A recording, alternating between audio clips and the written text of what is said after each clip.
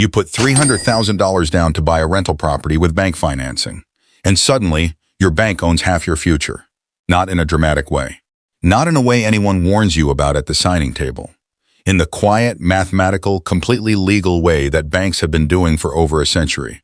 You thought you were building wealth, and you are, but so is the bank, and their share of your investment is larger, more guaranteed, and more protected than yours.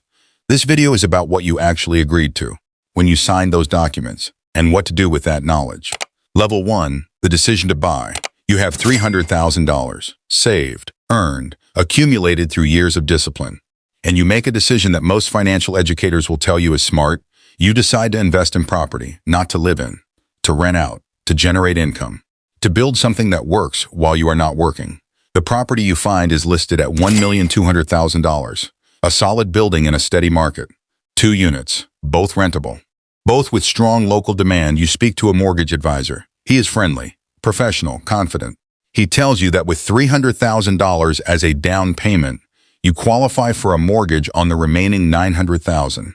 He tells you the monthly repayment at current rates will be approximately $4,800.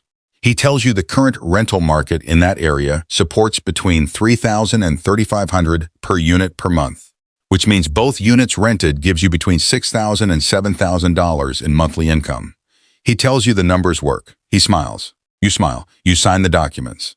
And the moment the ink dries on those pages, something begins. Something that will cost you far more than the interest rate quoted on page 3. And something that will also, if you understand it fully, make you significantly wealthier than someone who never made this move at all. The question is not whether this was a good decision.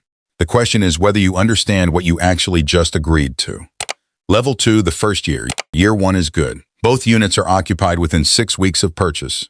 Unit 1 rents at $3,200 per month. Unit 2 rents at $3,000 per month. Total monthly income, $6,200. Your mortgage repayment, $4,800. On paper, you are making $1,400 per month, $16,800 per year.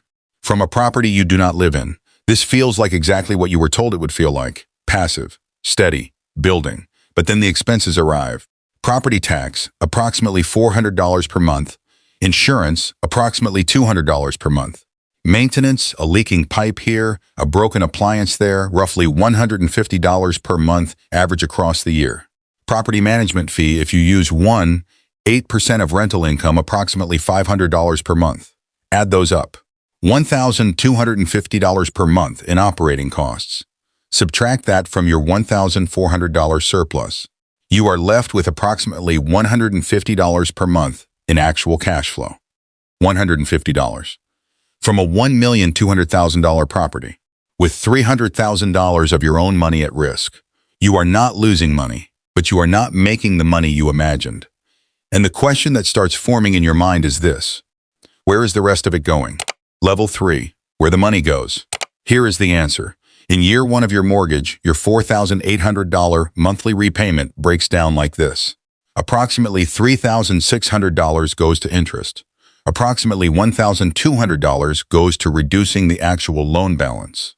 Which means in year 1, you repay the bank approximately $14,400 in interest. And you reduce your loan balance by approximately $14,400. You paid $28,800, and half of it, exactly half, was a fee for borrowing the money. Not a penalty, not a mistake, a fee. Built into the agreement from day 1. This is called amortization. Amortization is the process by which a loan is paid off through equal monthly payments over time. The structure of those payments is not random. In the early years of any mortgage, the vast majority of each payment is interest. Not principal, not equity, interest. As the years pass, the ratio shifts.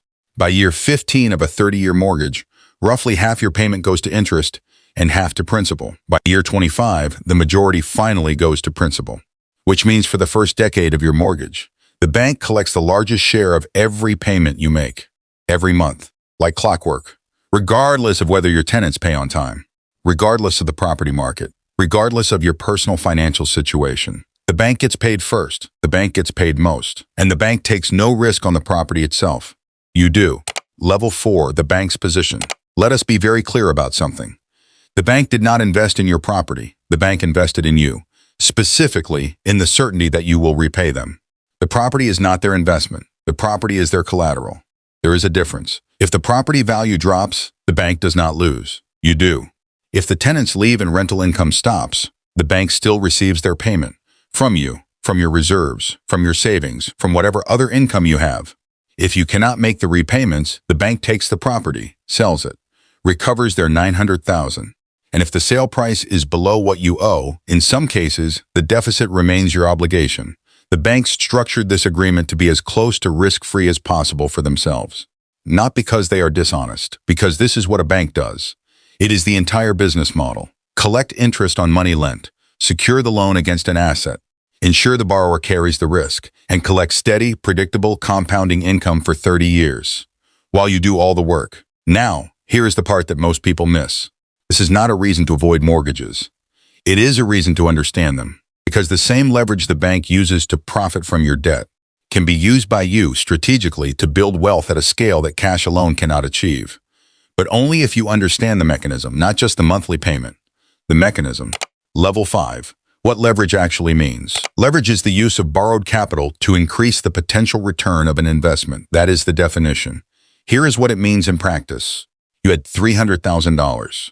If you had purchased a property for $300,000 in cash, no mortgage, you would own a $300,000 asset outright.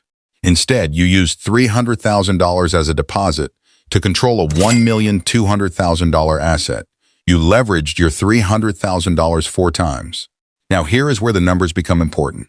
If the property value increases by 10% in year 1, the cash purchase would have grown from $300,000 to $330,000, a $30,000 gain, a 10% return on your $300,000. But with the leveraged purchase, 10% of $1,200,000 is $120,000. Your property is now worth $1,320,000, and your $300,000 deposit is now controlling $120,000 in new value. That is a 40% return on your original capital.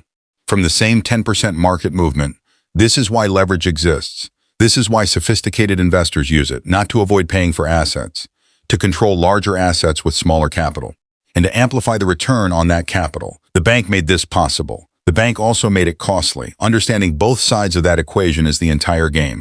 Level 6, the cash flow problem. Back to your property. You are 18 months in. The asset is appreciating. The tenants are paying. But the cash flow is thin. $150 per month is not the financial freedom you imagined. And you start to understand a distinction that most new property investors do not make early enough. The difference between equity and cash flow. Equity is the portion of the property value you actually own. Your $300,000 deposit, plus whatever you have repaid in principal, plus any increase in property value. That equity is real, but it is not liquid. You cannot spend equity on groceries. You cannot use equity to fund your next investment without accessing it through a refinance or a sale. Cash flow is what arrives in your account every month after all expenses are paid.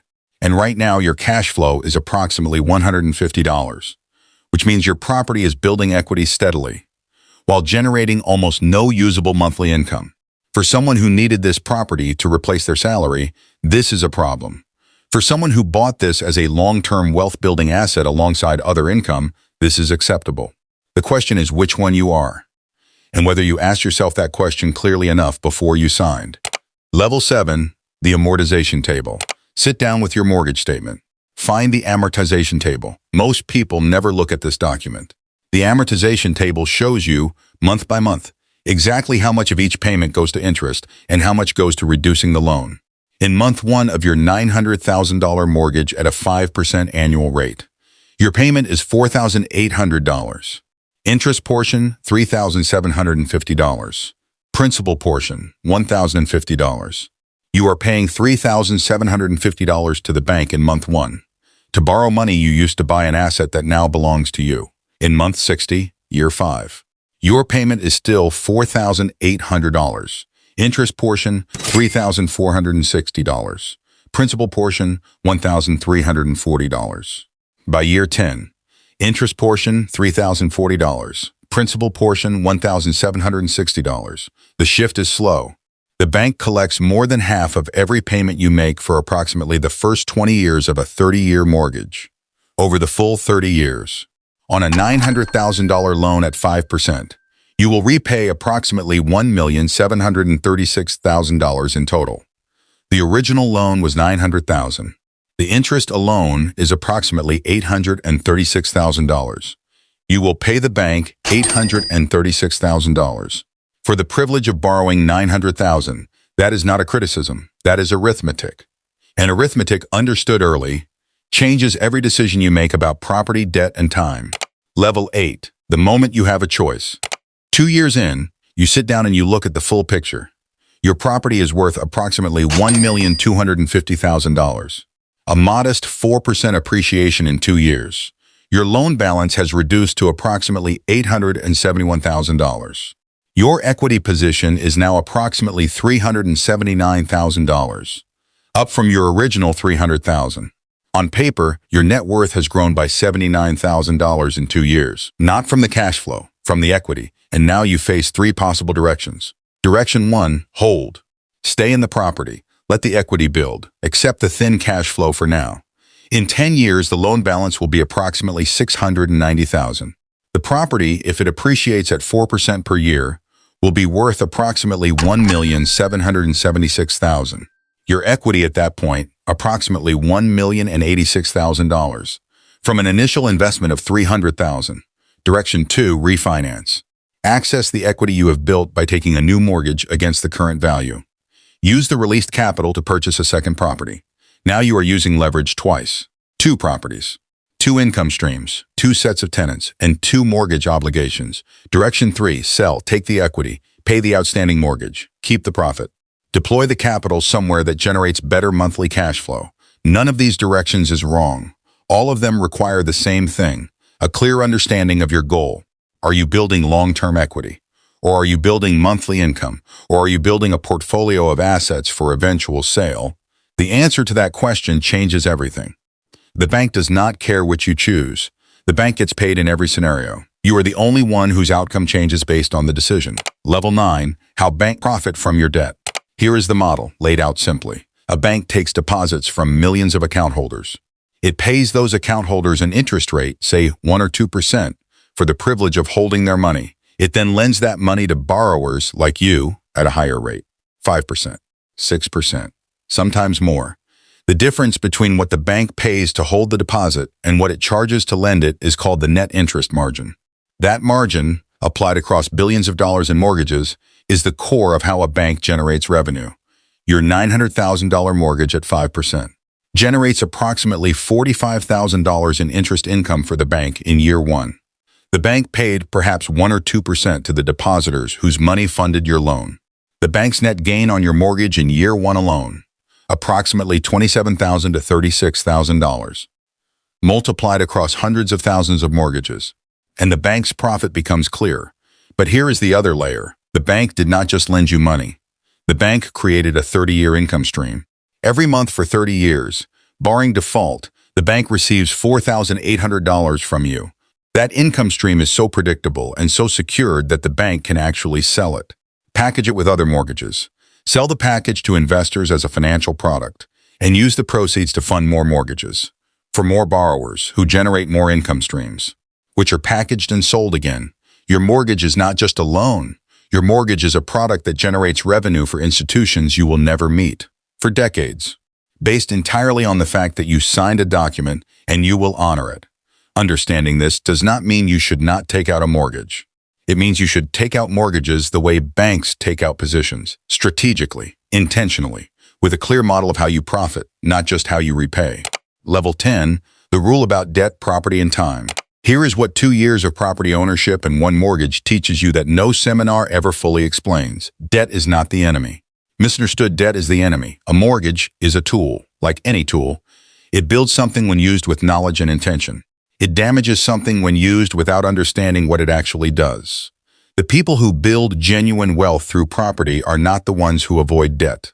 They are the ones who understand exactly how their debt is structured, how much of each payment is interest, how equity accumulates over time, how leverage amplifies both gains and exposure, and when to hold, when to refinance, and when to sell. The second thing property teaches you, cash flow and equity are not the same thing, and which one you are building intentionally determines your entire strategy. If you need monthly income now, a heavily mortgaged property with thin cash flow is not the right tool. If you are building a long-term asset base and have other income covering your monthly needs, it may be exactly the right tool. Knowing which situation you are in before you sign is the move. The third thing, time is the bank's greatest asset in this relationship, and it can be yours too. The bank profits from 30 years of your payments, but after 30 years, the property is yours, free and clear, generating income with no mortgage obligation. That is a significant asset, built on the back of borrowed capital over a long period of time. With discipline and patience, the bank used your payments to generate income for 30 years. You used the bank's capital to own a property that would have taken decades longer to acquire with cash alone. Neither of you was taken advantage of. Both of you understood the game. The only people who lose in this arrangement are the ones who sign without understanding, who confuse monthly payment with total cost, who mistake equity for cash, and who never read the amortization table. You have read it now. The numbers do not lie. They just require your attention. Property investment is not passive, not at the start. The passive part comes after the work of understanding, after the discipline of holding, after the patience of watching equity build through years that feel slow. And then one day, the mortgage is paid.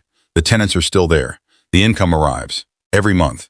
And there is no bank waiting for their portion. Just you and the asset you built, one payment at a time.